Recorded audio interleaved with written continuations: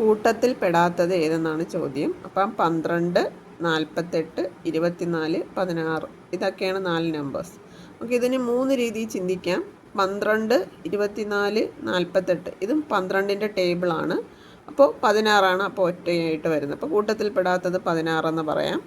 അതായത് 12, 24, 36, 48 എക്സെട്ര ഇതെല്ലാം മൾട്ടിപ്പിൾസ് ആണ്. അപ്പം ഇതിലുള്ള ഇല്ലാത്ത 16ആണെന്ന് പറയാൻ പറ്റും.